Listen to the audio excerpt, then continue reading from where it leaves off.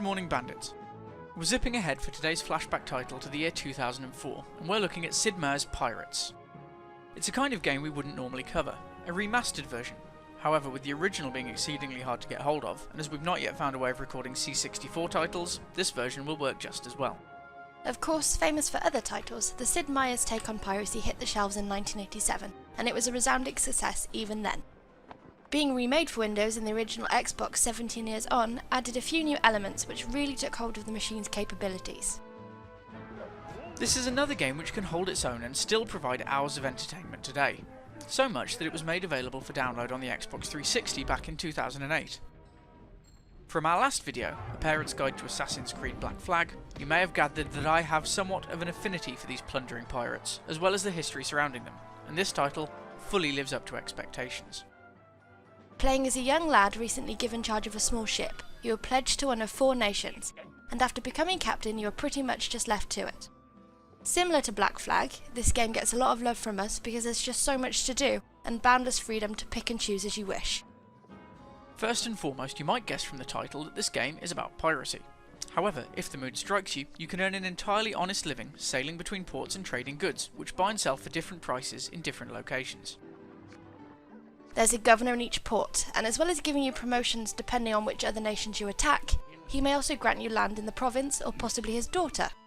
If you can dance well and fend off at other suitors, you could end up with a wife, or 3, who will all give you gifts to help with your sailing, health or fencing skills.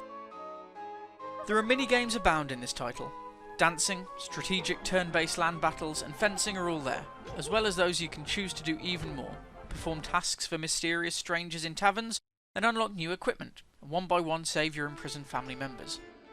Search for buried treasure, or simply loot other ships, but don't forget, you'll have to share all this with your crew before they mutiny and abandon you. There are many treasures to find, 9 notorious pirates to defeat, 4 family members to rescue, a heart to win in each port, you dirty dog, a number of criminals to apprehend, 4 lost cities to find, and much more to enjoy simply sailing around the islands. The gameplay itself is varied. Your main state of being will be sailing around from port to port. When you've set anchor, you'll have a menu with a few different options to choose from. To spend time in a tavern, fix your ship in the docks, or consult with the governor, if you're on speaking terms. If it's a hostile city you're sailing into, there are a couple of options. One is to enter under the cover of nightfall in basic third-person sneak-em-up. If that doesn't float your flotilla, you can enter an all-out land war with basic turn-based battle mechanics. The ship battles are simple and yet fun affairs. The aim, of course, being to hit the enemy and not let them hit you. There are 3 areas to damage. Sails will slow them, hull will sink them, and taking out the crew will make it a lot easier for you to board their ship and get your hands on that booty. At least you can do if you defeat their captain in a duel to the almost death. The missions in this game, if you can call them that, are fairly light.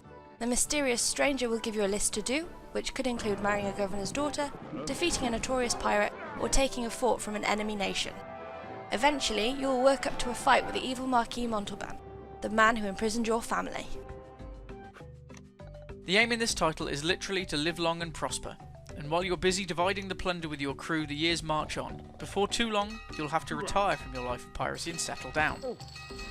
Being given land and getting married will make this a little easier to bear, since you know your character will be in good hands. There's nothing to stop you from starting all over again. As well as the fun aspect of the game, there's also a lot of history here. You will run into many famous pirates along your travels, and each has their own real-life story. In the glossary, not only will it tell you what the different nautical terms mean, but it also gives you the history behind these big names and the islands you are calling in along the way. Our Pixel Bandit score on release is a 9. A decent story if you choose to follow it, and graphically impressive for the time. Lots to do, and so easy to just pick up and play. Losing marks simply because sailing east is a pain in the buccaneers. Our Retroscape score for today is holding steady at 9.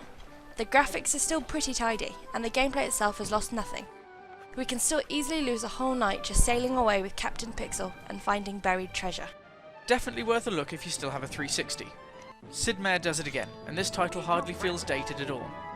Even when the original Xbox titles come to Xbox One, between playing Elite Dangerous and Black Flag, I may just be spending a lot of time in the Caribbean. That's all from us for now, and we hope you've enjoyed looking back with us, even if it's not quite so far today.